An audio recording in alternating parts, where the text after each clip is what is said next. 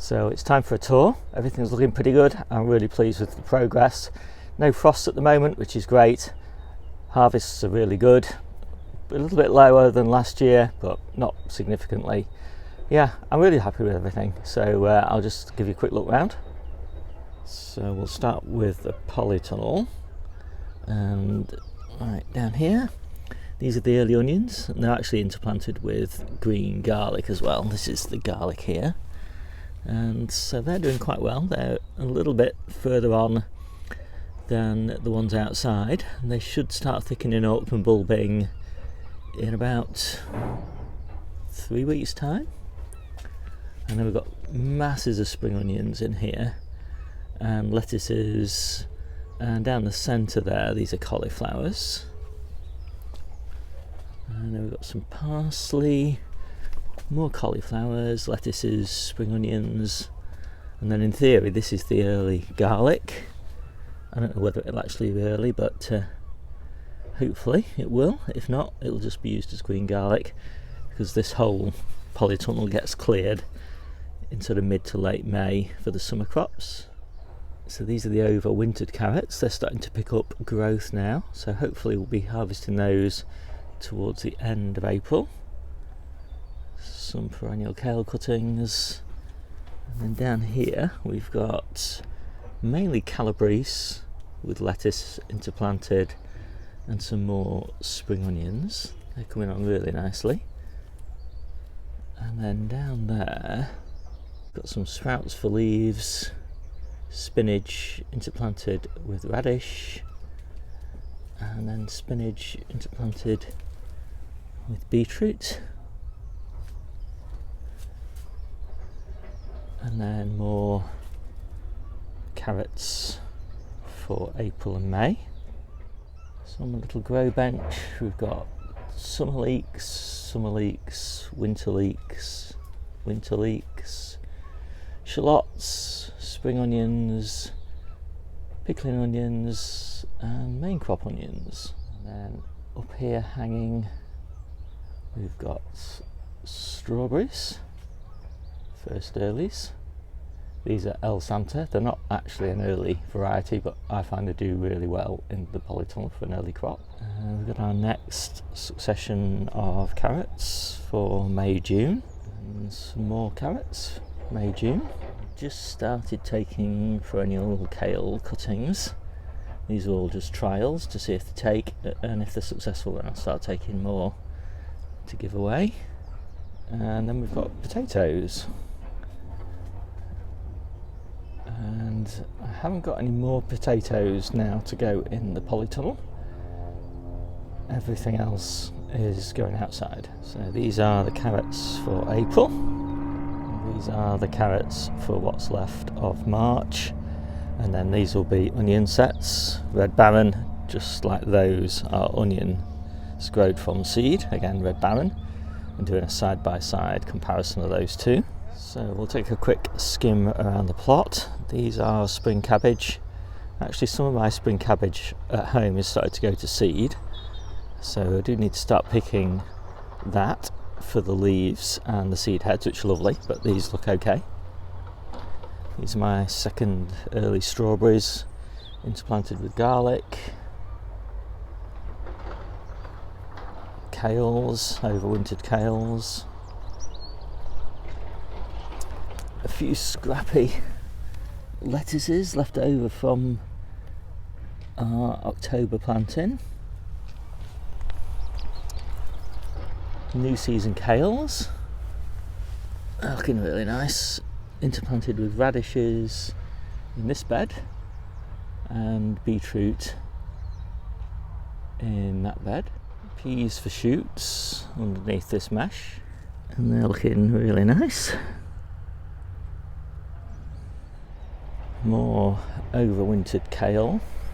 This is interplanted with turnips, and the turnips are going to seed now, so we're picking these seed heads. These are really nice, along with the leaves as well. Obviously kales are quite welcome as well at this time of year. All of these beds with the low tunnels on them will be replanted to sweet peppers in May, late May.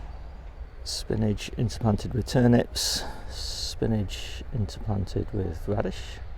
So this is the asparagus bed, but right now, if I can get in there, it's the spring onion bed, and the asparagus will just push up in between those spring onions. So this is my early peas, March 2 peas at the far end, sugar snap peas at this end, lettuces interplanted with turnips, calabrese at that end, and these are beetroot interplanted with salad onions, lettuces, and lettuces interplanted with spring onions at that end. And you probably spot there that I've lost quite a few. I think I might have cutworm in that bed. Fortunately, I've got 12 spare plants to pop in there soon. And then we've got spinach and more spinach, lots of spinach at this time of year. And then we've got my baby sprouts, which I'm growing for those gorgeous leaves. Not harvesting those yet because we've still got plenty of overwintered kale, but come April, sort of middle of April time, the kale will be mostly finished and this stuff will be fantastic. And some more cauliflowers interplanted with spring onions, spinach, perennial kale netted to stop the pigeons because I'm hoping to take a lot of cuttings off that plant, so trying to preserve it for as long as possible. And then we've got ever-bearing strawberries with apple trees and a cherry tree, and lots of elephant garlic down the centre. And then we've got field beans all the way down here, and we're just taking our last harvest off these this weekend because this bed is being replanted with onions. And then we've got more field beans and spinach and spring onions at the end there, and this bed will be replanted with colettes and Brussels sprouts in May. And then here we've got purple sprouted broccoli, broad beans underneath that mesh, just planted those out a couple of days ago, and some more purple sprouting broccoli. And the purple sprouting broccoli is just starting. So I should be putting some mesh over here to stop the pigeons pretty soon. Gooseberries all just coming into flower, into leaf. And then we've got perennial kale interplanted with field beans, interplanted with calabrese, and all of these are just for a spring harvest, and they'll all be cleared for squash, winter squash, and what else? Sweet corn. And then all down here we've got onions. These are all overwintered onions for harvest in June. And then we've got more winter onions, overwintered onions rather.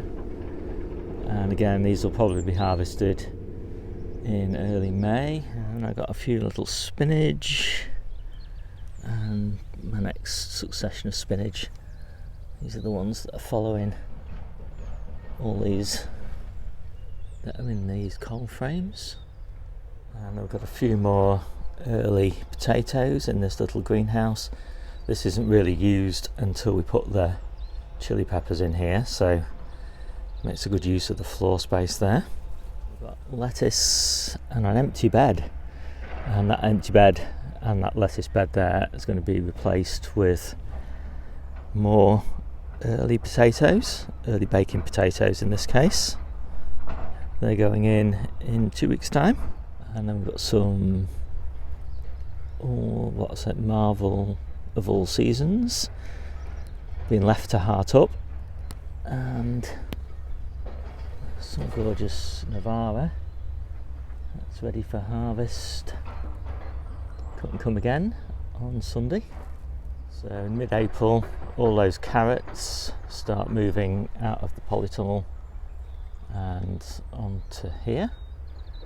It's too warm for them in the polytunnel by then, and I need the space. My little flower border and fruit tree border is coming on nicely. Lots of buds on my cherries.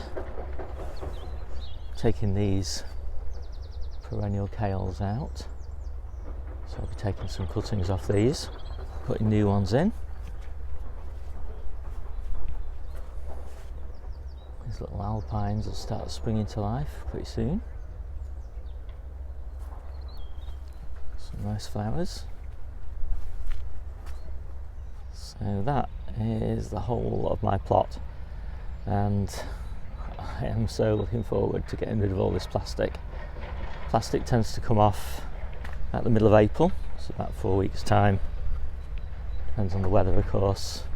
Some of it will stay on, so some of these low tunnel tops are really useful for the peppers, sweet peppers, and I will have some tender crops as well that go in some of the coal frames, things like golden purslane, things like that, and then they'll keep their tops on as well. But I so look forward to getting rid of the tops. I mean, it's less watering, of course, but it also just makes the plot look so much nicer. So I hope you like this quick video. My name's Steve, this is Seaside Kitchen Garden and Allotment channel, and I'll see you soon.